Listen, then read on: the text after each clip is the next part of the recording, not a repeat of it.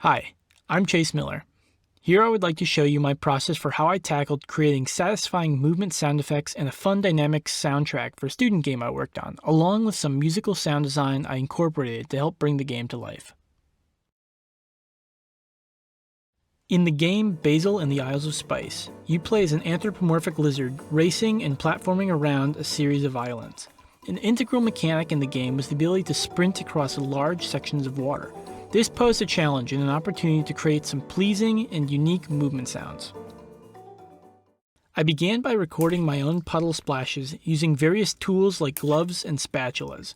I layered several of these together along with a few library sounds to get a dense variety. Here's how those sounds came out.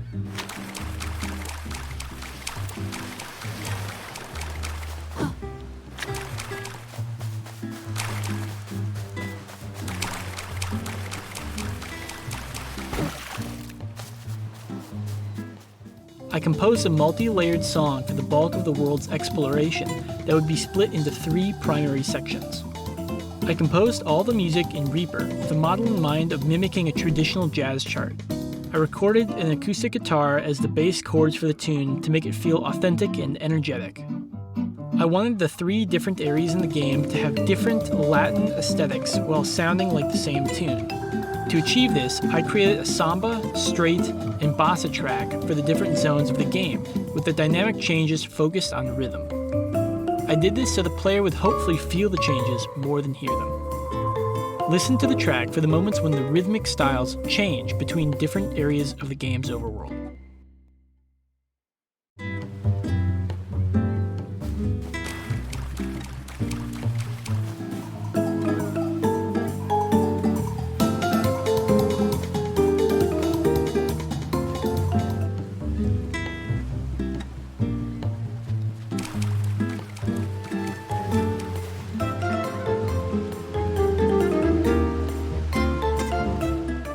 To help bring the game's world and characters more to life, I conceptualized the idea of having a fan-favorite NPC in the game whistle along with the background music when you walk up next to them.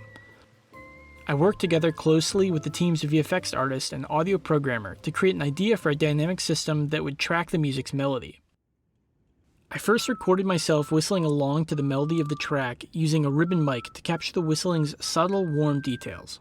I wanted to avoid the whistling being pitchy and bright as not to stand out too much in the game's mix.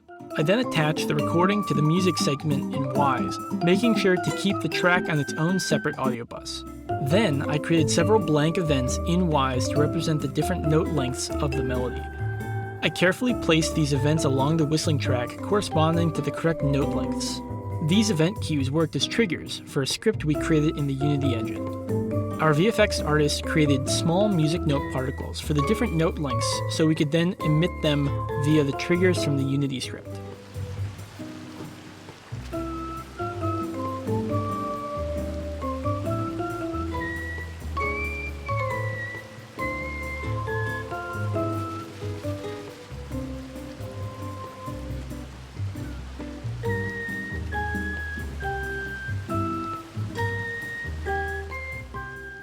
You can find more of my sound design and composition projects on my website. Feel free to contact me at chaseaudio.com, and thanks for watching.